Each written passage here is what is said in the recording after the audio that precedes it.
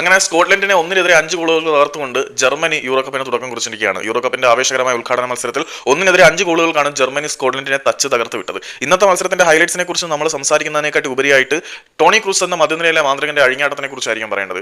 എന്തുകൊണ്ടാണ് റിയൽ മാഡ്രിഡിന്റെ പരിശീലകനായ Carlo Ancelotti ടോണിയുടെ വിരമിക്കൽ പ്രഖ്യാപനത്തിനെ കുറിച്ച് ടോണി നിനക്ക് തിരിച്ചു വരണമെന്ന് നിന്റെ ചിന്തകളിൽ എപ്പോഴെങ്കിലും ഒരു മാറ്റം ഉണ്ടായി കഴിഞ്ഞാൽ നീ ഒരു ഫോൺ കോൾ മാത്രം ചെയ്യുക, ഒരു വെളിപ്പാടകലെ നിനക്ക് വേണ്ടി ഞാൻ തയ്യാറായിരിക്കും, എന്റെ ടീം എല്ലായ്പ്പോഴും നിനക്ക് വേണ്ടി ഒരു സീറ്റ് ഒഴിച്ചിട്ടുണ്ടായിരിക്കും എന്ന് കാർലോ ആൻസലോട്ടി ടോണി ക്രൂസിനെ കുറിച്ച് പറഞ്ഞതിന്റെ കാരണം എന്താണ് എന്ന് ഇന്നത്തെ മത്സരം കണ്ടാൽ നമുക്ക് മനസ്സിലാവും. 102 പാസുകളാണ് ടോണി അറ്റംപ്റ്റ് ചെയ്തത്, അതിൽ 101 എണ്ണവും വിജയിക്കുകയും ചെയ്തു. അതാണ് മധ്യനിരയിൽ അളന്നു മുറിച്ച പാസുകളുമായിട്ട് ടോണി ക്രൂസ് എന്ന താരം നടത്തുന്ന അഴിഞ്ഞാട്ടം. അതൊക്കെ വിടാം, നമ്മൾ വിഷയത്തിൽ നിന്ന് തെന്നി മാറും. ഇന്നത്തെ മത്സരത്തിനെ കുറിച്ച് പറയാനാണെങ്കിൽ സ്കോട്ട്ലൻഡിനെതിരെ 1-5 എന്ന സ്കോറിന് അതിഗംഭീരമായിട്ടുള്ള ഒരു വിജയം കുറിച്ചുകൊണ്ട് യൂറോ കപ്പിന് തുടക്കം കുറിക്കാൻ ജർമ്മനിക്ക് കഴിഞ്ഞു.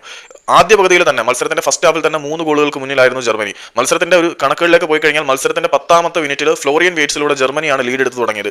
21-കാരനായ വിയറ്റ്സിന്റെ ഗോള് വലതു വിങ്ങിൽ നിന്നും ജോഷ കമ്മിച്ച് നൽകിയ പാസിൽ നിന്നായിരുന്നു പിറന്നത്. ഈ ഗോൾ പിറന്ന് കേവലം 9 മിനിറ്റുകൾക്കകലെ ജർമ്മനി ലീഡ് ഇരട്ടിയാക്കുന്ന കാഴ്ചയും നമ്മൾ കണ്ടു. ഇത്തവണ ജമാൽ മുസിയാല ആയിരുന്നു ജർമ്മനിക്ക് വേണ്ടി ഗോൾ സ്കോർ ചെയ്തത്. പെനാൽറ്റി ബോക്സിനകത്ത് നിന്നും ഹാവർട്സ് നൽകിയ ഒരു ക്രോസ് മനോഹരമായിട്ട് കൺട്രോൾ ചെയ്തിട്ട് അദ്ദേഹം ഒരു കിടിലൻ ഷോട്ടാണ് എടുത്തത്. ആ ഷോട്ട് ലിറ്ററലി സ്കോട്ട്ലൻഡിന്റെ ഗോൾ കീപ്പറായിട്ടുള്ള ആംഗസ് ഗുൺ കണ്ടു എന്ന് പോലും നമുക്ക് ചിന്തിക്കാൻ പറ്റില്ല. അത്ര മനോഹരമായിട്ടായിരുന്നു അദ്ദേഹം അത് ഫിനിഷ് ചെയ്തത്. ആദ്യ പകുതിയുടെ അവസാനം ഒരു പെനാൽറ്റി സ്പോട്ട് കിക്കിലൂടെ ജർമ്മനിക്ക് ലീഡ് 3 ഇരട്ടിയാക്കാനും പറ്റി. സ്കോട്ടിഷ് ഡിഫൻഡർ റയാൻ പോർട്ടറിയസ് ചുവപ്പ് കാർഡ് കണ്ട് പുറത്തായതോടുകൂടി അവർക്ക് മറ്റൊരു തിരിച്ചടിയും വരികയും ചെയ്തു. കായ് ഹാവർട്സ് ആണ് ജർമ്മനിക്ക് വേണ്ടിയിട്ട് ആ ഒരു പെനാൽറ്റി സ്പോട്ട് കിക്ക് സ്ട്രൈക്ക് ചെയ്ത് ലക്ഷ്യത്തിലെത്തിച്ചത്. രണ്ടാം പകുതിയിലും നിരവധി തവണ ജർമ്മനി അവസരങ്ങൾ സൃഷ്ടിച്ചെങ്കിൽ പോലും തുടക്കത്തിൽ ജർമ്മനിക്ക് ഗോളുകൾ നേടാൻ കഴിഞ്ഞില്ല. 69ാമത്തെ മിനിറ്റിൽ ഫുൾക്കർക്കിന്റെ ഒരു പവർഫുൾ സ്ട്രൈക്ക് ജർമ്മനിയുടെ 4ാമത്തെ ഗോളായിട്ട് പറഞ്ഞു. അതിനുശേഷം ഫുൾക്കർക്ക് ഒരു ഗോളും കൂടി നേടിയെങ്കിൽ പോലും റഫറി അത് ഓഫ് സൈഡായി കണ്ട് റിജക്ട് ചെയ്യുകയായിരുന്നു. അതിനിടയിലായിരുന്നു സ്കോട്ട്ലൻഡിന് ആശ്വാസമായിട്ടുള്ള ഒരു സെൽഫ് ഗോൾ റുഡിഗറിന്റെ കയ്യിൽ നിന്ന് വന്നത്. റുഡിഗറിന്റെ ആ ഒരു പിഴവ് മാത്രമാണ് സ്കോട്ട്ലൻഡിന് ഇന്നത്തെ മത്സരത്തിൽ ആശ്വസിക്കാനുള്ളത്. 87ാമത്തെ കളിയുടെ ഇഞ്ചുറി ടൈമിലെത്തിയപ്പോൾ 87ാമത്തെ മിനിറ്റിലായിരുന്നു റുഡിഗറിന്റെ ആ സെൽഫ് ഗോൾ വന്നത്.